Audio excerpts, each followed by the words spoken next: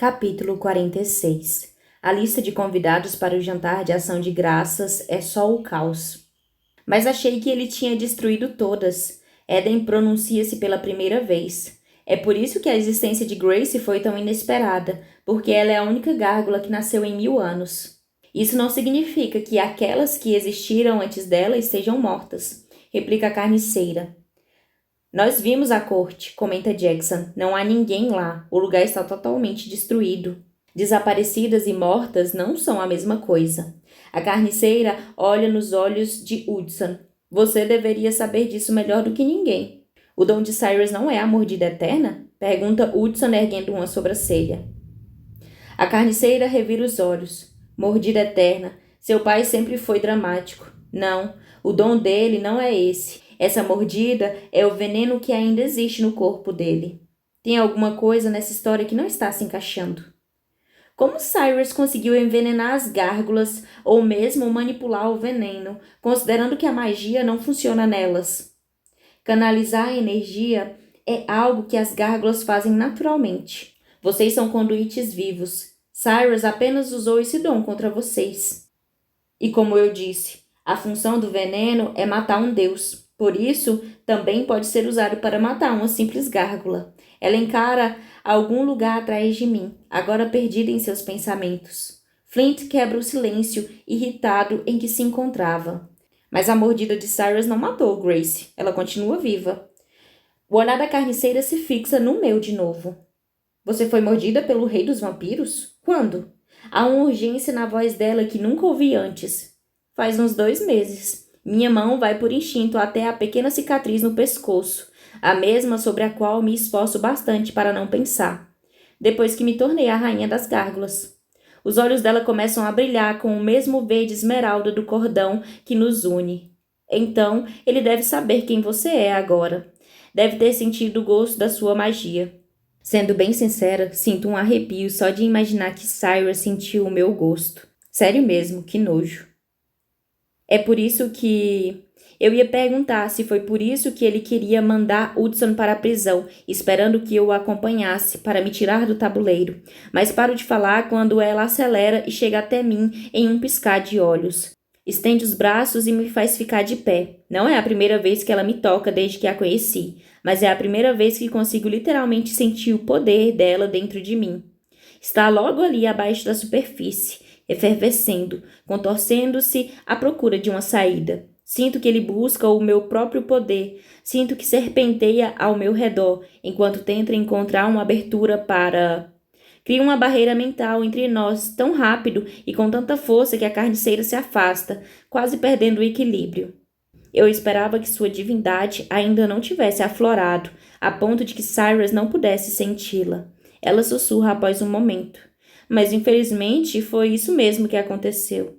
O tempo urge agora. Ele não vai deixar nada impedi-lo de colocar as mãos em você, Grace. Nada. Você é ao mesmo tempo a chave para a destruição de Cyrus e para o desejo ardente que ele tem de conseguir cada vez mais poder. E como se ela já não estivesse me assustando bastante, a carniceira se aproxima e completa. O exército das gárgulas é a única coisa que pode salvar você agora, se é que você ainda pode ser salva. Capítulo 47. Para semear do meu jeito. Onde está o exército das gárgulas? Questiono com a voz trêmula, escolhendo ignorar por completo a ameaça latente ligada a Cyrus. Tenho certeza de que ele está louco para colocar as mãos em mim, por algum motivo de que não vou gostar. Katniss se transformou em poeira por causa disso. Assim, concentro-me na outra parte do aviso da carniceira, a parte que declara que o exército pode ser salvo. Quase chego a ter medo da resposta dela. Quero acreditar que elas estão vivas, que há outras criaturas como eu pelo mundo, que Cyrus não erradicou uma espécie inteira. Mas parece improvável que a carniceira tenha conseguido mantê-las escondidas por 1000 anos. Eu as congelei no tempo, com certeza, responde ela, e admito que não estava esperando por essa resposta. Viro-me para Hudson, sentindo minha respiração acelerar, enquanto outro pensamento me ocorre. E o mesmo pensamento deve ocorrer a Hudson, porque os olhos dele se arregalam quando observa. Alistair a levou para a corte das gárgulas congelada no tempo. Um sorriso se forma no meu rosto. Elas estão vivas, Hudson, estão vivas de verdade. De repente, tudo parece ser possível. O exército das gárgulas está vivo. Meus amigos e eu só precisamos encontrar uma maneira de libertá-lo. E se conseguirmos salvá-los, podemos recuperar os alunos de Katmai também. Podemos derrotar Cyrus de uma vez por todas. Talvez Hudson e eu não tenhamos de nos esconder eternamente em uma caverna, em algum ponto do Alasca, onde Judas perdeu as botas pelo resto das nossas vidas. E você consegue descongelar as gárgulas agora? Pergunto ansiosa para mostrar para todo mundo aquela corte incrível e o afinco com que as gárgulas treinam para a batalha. Mas a carniceira faz um sinal negativo com a cabeça. Não até que possamos curá-las. Dei uma pedra divina ao tenente de Alistair, que impede que o veneno continue a fazer efeito, desde que elas continuem congeladas no tempo. Se tirar a pedra divina, o veneno ainda vai matá-las na corte congelada, só que não tão depressa. Mas se forem descongeladas completamente, terão somente umas poucas horas para viver, a menos que se transformem em pedra e fiquem assim para sempre. A tristeza toma conta de mim, fazendo meu estômago se embrulhar. Estendo os braços para me apoiar em Hudson, mas ele já está 10 passos à minha frente, passando os braços pela minha cintura e me puxando para junto de seu peito. Está tudo bem, diz ele ao meu ouvido. Vamos encontrar um jeito de salvá-las. Fecho os olhos e deixo que o calor e a força de Hudson penetrem no meu corpo trêmulo. Preciso me concentrar, preciso pensar. Sempre há uma maneira de burlar a magia. Foi isso que a carniceira disse agora há pouco. Só precisamos descobrir qual é. A carniceira acrescenta. Pode haver um jeito de salvá-las sem um antídoto, mas não sei se vai funcionar, pois a magia de Grace ainda está crescendo.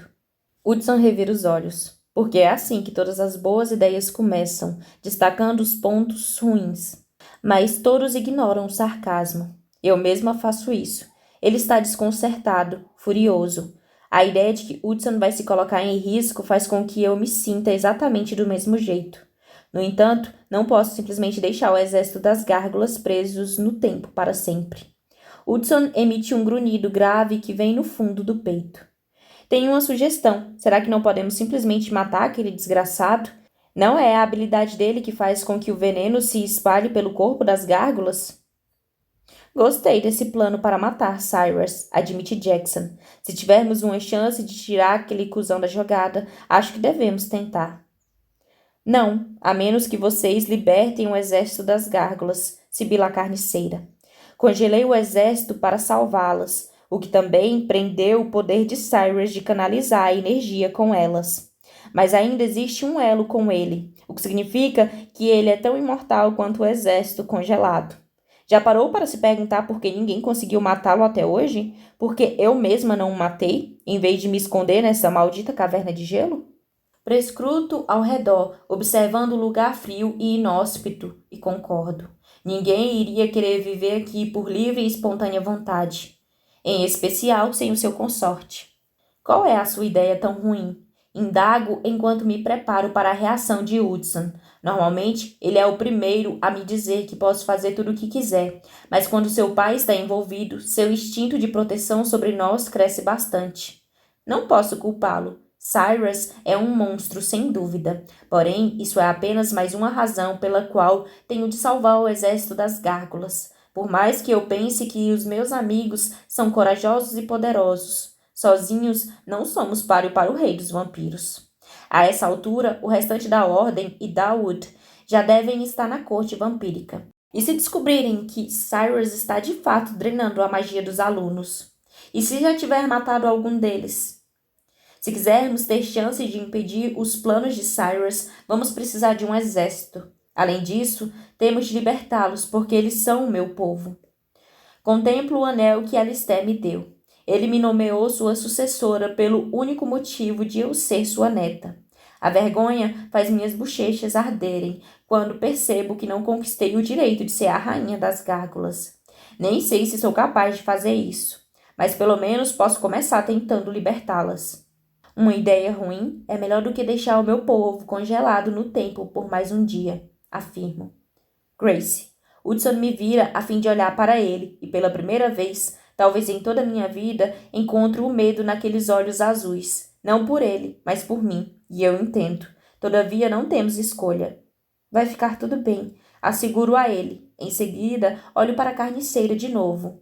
O que preciso fazer? A carniceira estala os dedos e toda a sua mobília, a lareira, tudo que há naquela sala desaparece. De algum modo, sem aquelas decorações atípicas de um lar. Eu me lembro do quanto a carniceira viveu isolada e solitária durante 1000 anos. Aquela caverna é um lugar gelado, estéril, sem alma. E a minha simpatia por aquela vampira antiga cresce mais 1 milímetro. Não é o bastante para fazer com que eu queira lhe mandar um cartão de Natal, é claro, mas é um pouco maior do que antes. Venha comigo. Ela vai até o centro da sala e não consigo me esquivar do calafrio que percorre minha coluna. Você disse que viu um cordão que a fez lembrar de mim, não é?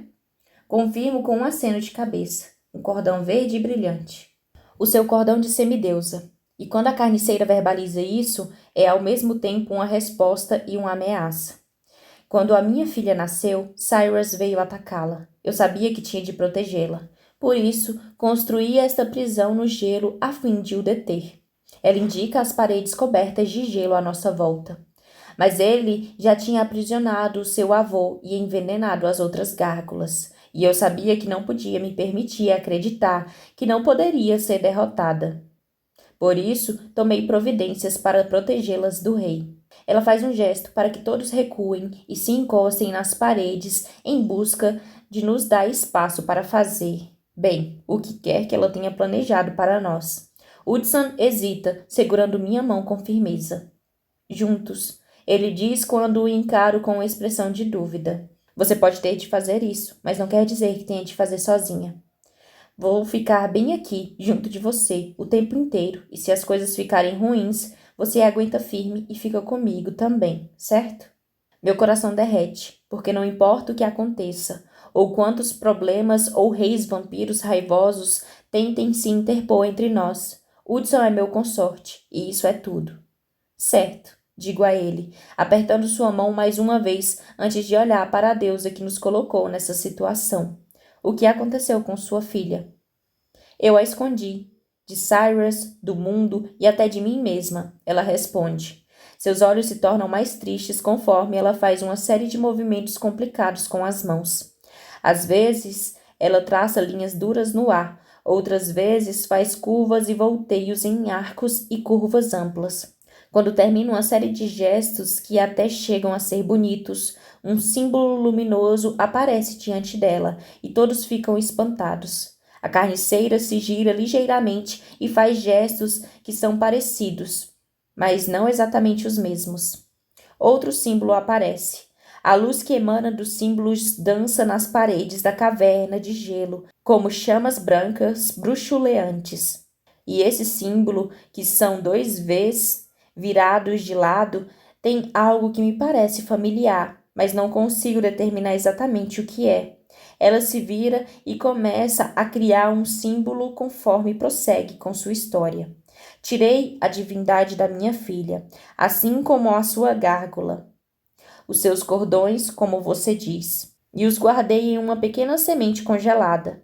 Liguei a semente à minha magia e escondi seus poderes bem profundamente, em um lugar onde nem mesmo ela poderia encontrar.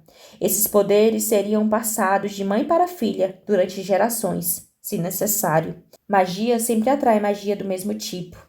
Assim, eu sabia que algum dia ela retornaria para mim. Ela poderia ser minha filha, minha neta ou minha tataraneta. Mas algum dia a minha magia voltaria para mim, da mesma maneira que a magia do elo entre consortes me encontrou. Dayan.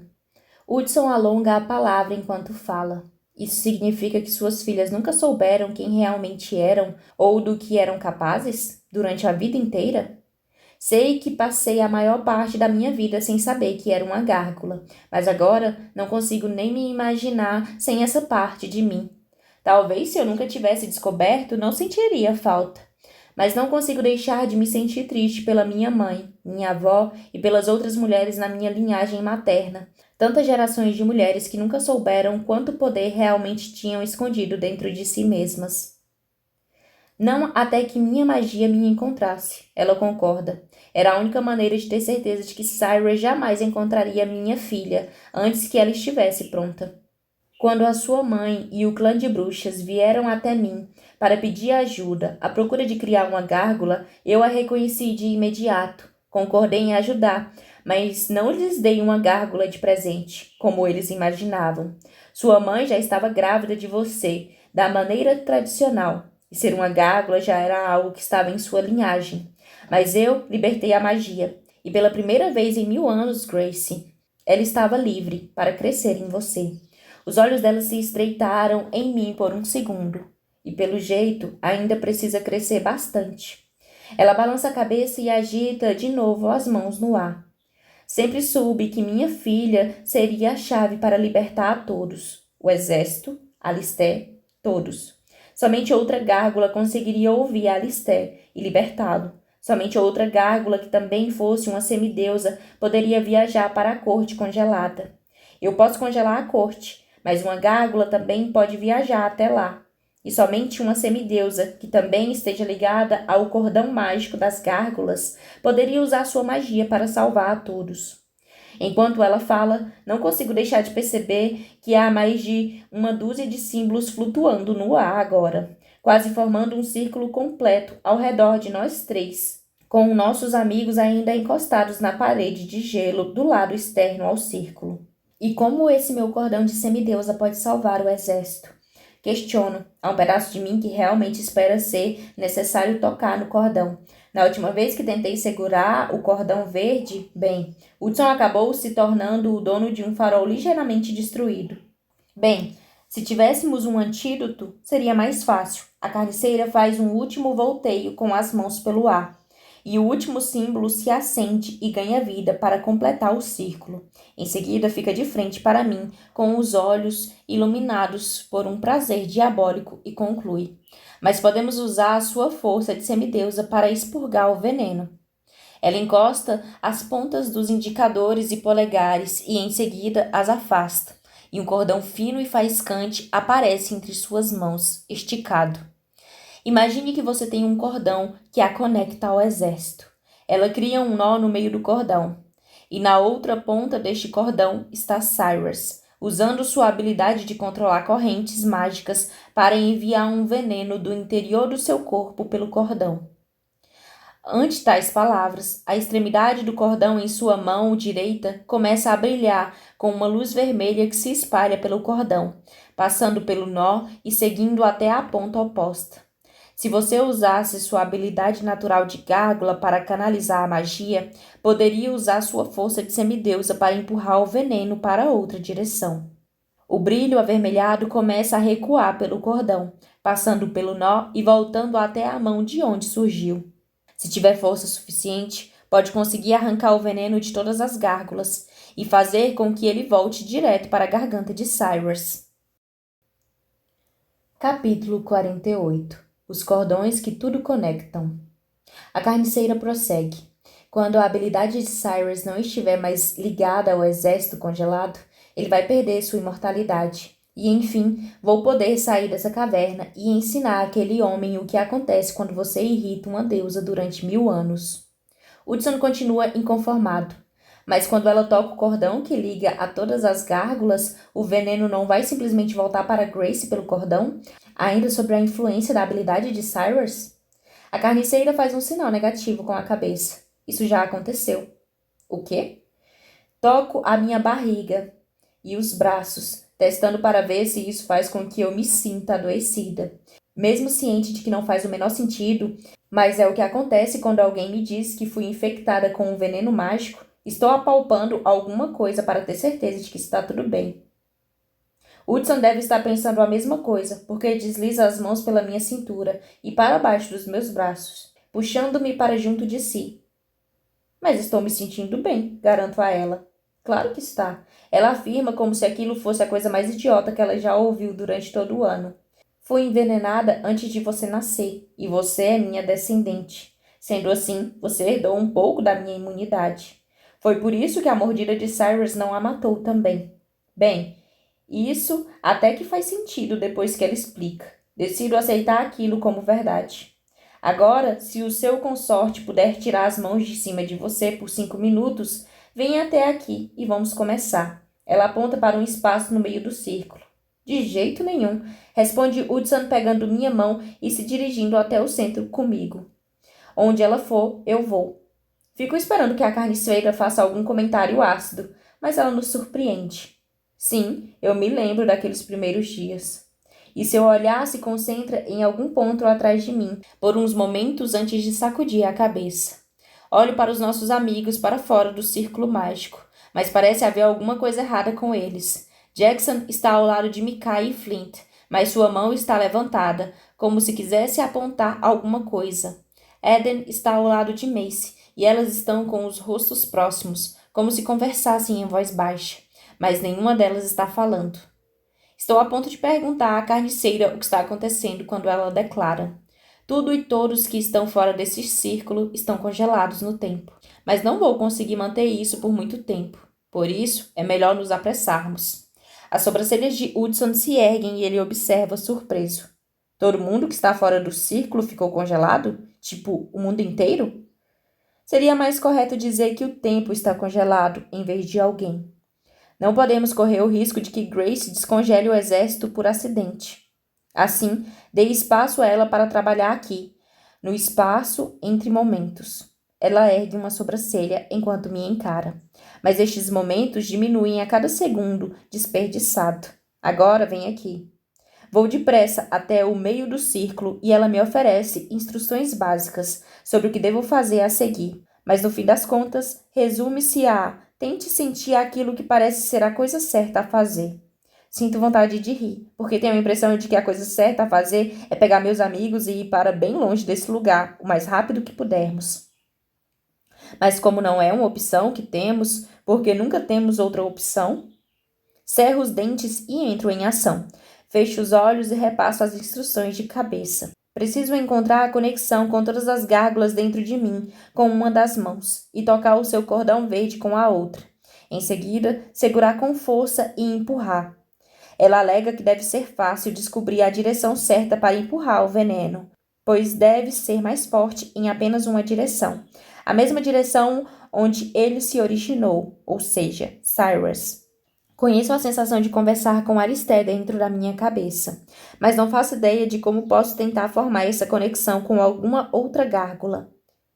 Especialmente porque foi Alistair que a formou comigo. Mesmo assim, respiro fundo, fecho os olhos e me abro para qualquer coisa que haja lá fora, enquanto tento desesperadamente visualizar como devem ser as feições de milhares de outras gárgulas. Milhares de pontos de luz. Essa é a resposta que surge cortando a escuridão e o medo existente nas profundezas do meu estômago. Diante do breu dos meus olhos fechados, milhares de pequenos pontos luminosos começam a aparecer, como estrelas sobre o oceano no meio da noite. Os pontos de luz se estendem até onde consigo enxergá-los e até onde minha consciência consegue alcançar. A magnitude inconfundível é estonteante e há um pedaço de mim que não quer nem tentar.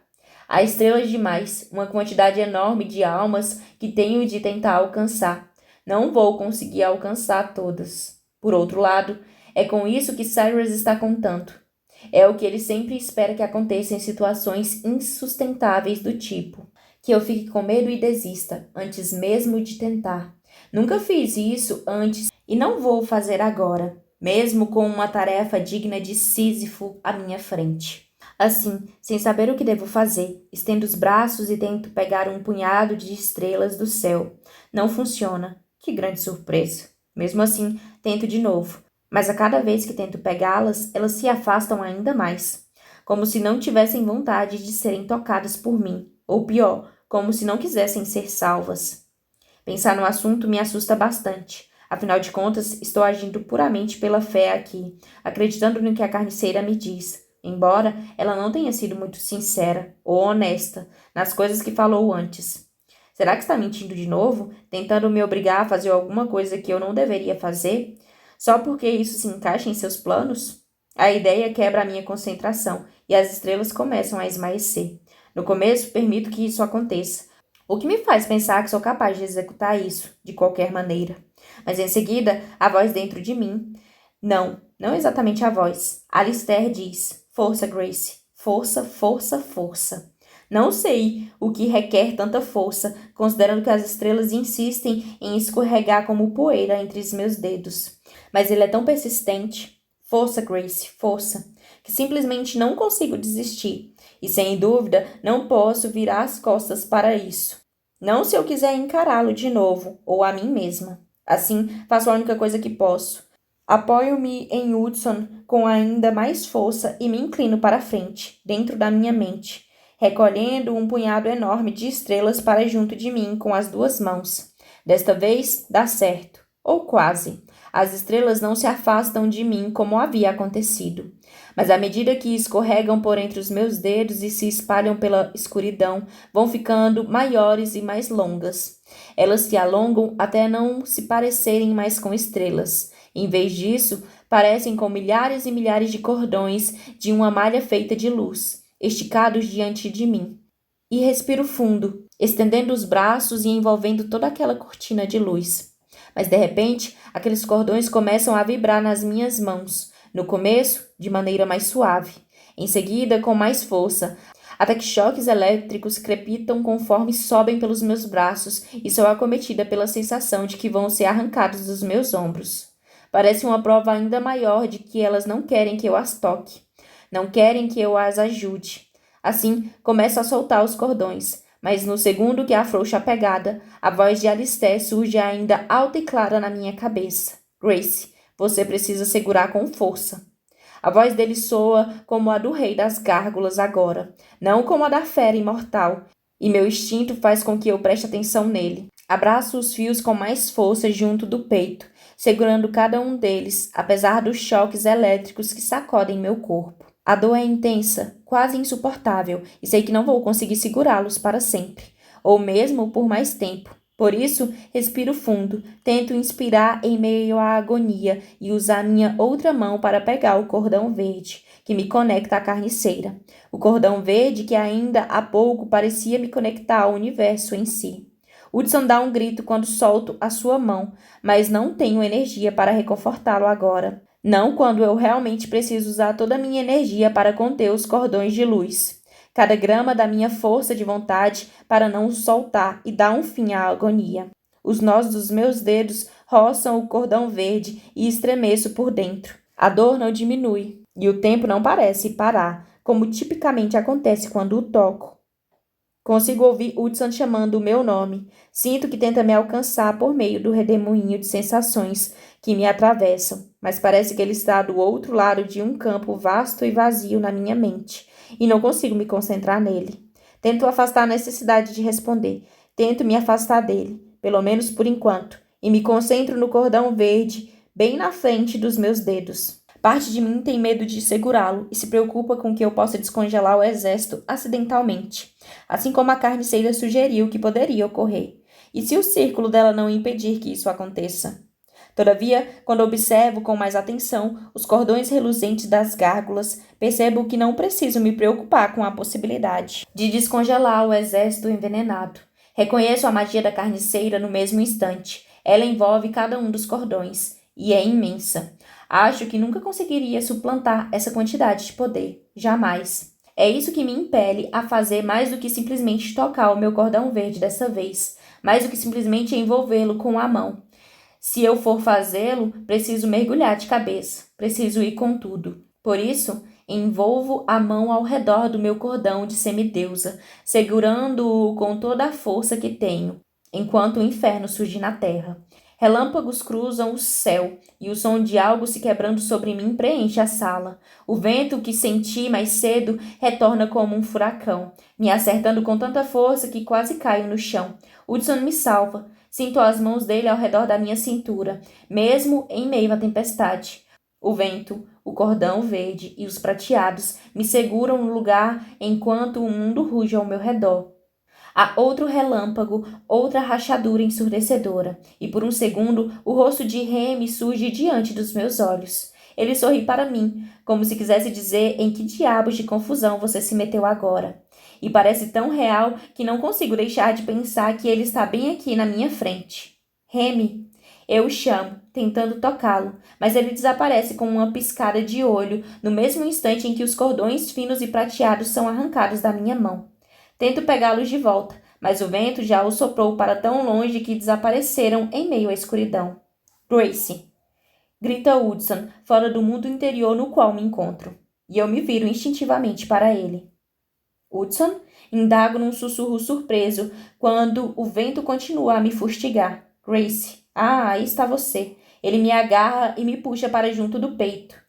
Achei que tivéssemos perdido... Ele para de falar quando outro barulho de rachadura ressoa acima de nós. Solte! Ele grita para que eu o ouça e em meio ao barulho. Soltar? Repito. Soltar o quê? O cordão verde. A voz de Hudson se mescla à de Alistair até que ambos estejam ecoando dentro de mim. Solte o cordão verde. Repete os dois. E é o que faço. Mais do que um pouco surpresa por ainda não o ter feito. E é aí que tudo se transforma realmente no inferno. Capítulo 49. Audaciosamente indo aonde nenhuma estalactite jamais esteve. A carniceira, Hudson e eu ainda estamos dentro do círculo formado pelos símbolos. E embora o vento esteja feroz, parece não existir fora do círculo. Mas o som horrível de algo que se racha ecoa pela sala. Mas que caralhos foi isso? Rosna Hudson. Estou prestes a assegurá-lo de que não faço a menor ideia quando metade do teto desaba bem diante dos meus olhos horrorizados. A primeira pedra que cai destrói uma das runas flutuantes no ar e o nosso círculo se apaga no mesmo instante. O vento, contra o qual eu nunca tinha lutado desde que tentei agarrar os cordões das gárgulas, destrói o lugar, jogando tudo para trás. Mace sai voando e Mikai tenta alcançá-la, mas os dois acabam sendo pegos pelo redemoinho e não param até se chocarem com violência contra a parede, onde normalmente há uma lareira. O vento faz Flint perder o equilíbrio e cair sentado no chão. Jackson usa sua telecinese para impedir que Eden bata em outra parede, mas quase não consegue se manter em pé. Estalactites pontiagudas e rochas pesadas chovem sobre nossas cabeças e tenho quase certeza de que vamos todos morrer. A minha falta de controle causou um desabamento de proporções tão épicas que até mesmo um grupo de paranormais poderosos não vai ter chance de sobreviver. Pensar a respeito faz com que a culpa e o terror cresçam dentro de mim. Faz meus joelhos fraquejarem e o pânico ganhar força sobre minha pele. Eu me esforço bastante para sufocar a sensação. Agora é a pior hora de todas para ter um ataque de pânico. Mas não é fácil, em especial porque sei que fui eu que causei aquilo. Eu e meu maldito cordão verde. Juro que nunca mais vou tocar nele se puder evitar. Vai ficar tudo bem, Hudson sussurra junto à minha bochecha, conforme o mundo desaba à nossa volta. Não é sua culpa. É minha culpa sim, totalmente. Rebato enquanto me apoio naquele peitoral firme e absorvo sua força nos meus joelhos frouxos e a garganta apertada. Não é, ele insiste. Ninguém consegue andar de bicicleta logo na primeira tentativa. Um pedaço de mim quer dizer a Hudson que ele está errado, que manipular o cordão verde não é diferente de nenhum dos outros cordões que tenho dentro de mim. Mas nós dois sabemos que não é verdade. Esse cordão verde, o cordão que me dá poderes da semideusa, é diferente de tudo que já toquei antes, diferente de tudo que já senti antes. Entender isso é o que enfim acalma os meus nervos exaustos e o meu coração assustado. E é isso que faz com que eu confie nos meus joelhos para sustentar o corpo, enquanto respiro várias vezes devagar. Ao passo que faço isso, a tempestade à nossa volta começa a se acalmar também. O teto para de rachar, os pedaços de gelo param de cair, e os destroços esvoaçantes por toda parte vão caindo lentamente até chegar ao chão. No caso, aquele monte de lascas de gelo se assenta, Hudson finalmente se afasta de mim. Ele deve ter desintegrado todas as pedras e o gelo que viu caindo, pois não há nenhum pedregulho enorme à nossa volta. Somente um número infindável de flocos de neve flutuando de modo manso até caírem no chão. Saio de trás dele e vejo que a caverna da carniceira está destruída por completo, e Flint está atrás de Hudson, cercado por várias estalactites de gelo de aparência extremamente pontiaguda. Meu Deus, eu grito correndo para perto dele. Me desculpe, você está bem? Preciso lhe dizer uma coisa, Gracie. Você tem ótima pontaria. Graças a Deus, ele segura duas das maiores estalactites findadas no chão ao seu redor e as esmaga como se não fossem nada. Em seguida, faz o mesmo com as outras. Se chegasse mais perto, alguma dessas estalactites de gelo iria atravessar algumas coisas que nenhuma estalactite deveria atravessar. Ele diz isso para tentar me fazer rir, mas estou olhando para a última estalactite de gelo, que por pouco não atravessou sua coxa. Fico enjoado só de pensar na facilidade com que uma dessas estalactites o empalharia. E a culpa seria minha. A culpa seria minha por não conseguir controlar o poder do cordão verde. E minha por tentar fazer isso mesmo sabendo que não estava preparada. Meus pensamentos devem estar bem visíveis no meu rosto, porque Flint esbarra com um ombro no meu, gentilmente. Ei, está tudo bem, ele me assegura. Sou mais forte do que pareço. É algo que faz parte de ser um dragão. Mas mesmo assim, você poderia ter... Mas não aconteceu nada, ele sorri para mim. Além disso, não ficou sabendo? Dragões são praticamente indestrutíveis. A palavra-chave é praticamente, não é? Rebato. Não se preocupe com isso, Grace. Está tudo bem comigo. Sei que ainda não pareço convencida, porque ele traça um X com os dedos sobre o coração. Juro. Por quem? Retruco. Pela deusa do caos? Ele ri. Bem, ela sabe que prefiro idolatrar uma pulseira de diamantes. Quase engasgo com a minha própria risada, conforme meu olhar esquadrinha a caverna para ver se a carniceira ouviu esse comentário. O que vamos fazer agora? Pergunta Macy enquanto Micaiah ajuda a ficar de pé. Seus olhos estão arregalados e seus cabelos cor de fogo estão tão desgrenhados pela tempestade que ela parece estar com a cabeça coberta por labaredas. Fugir? Sugiro. E talvez não seja brincadeira. Não consigo imaginar a carniceira muito satisfeita com o desastre que criei em sua caverna.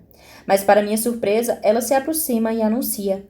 Há algumas coisas das quais você não vai conseguir fugir, Grace. Seu poder é uma delas. Em seguida, faz um gesto e sua sala está de volta à configuração de antes, em perfeitas condições. É só isso? Eden dá uma olhada ao redor. É só fazer um gesto e tudo fica bom de novo?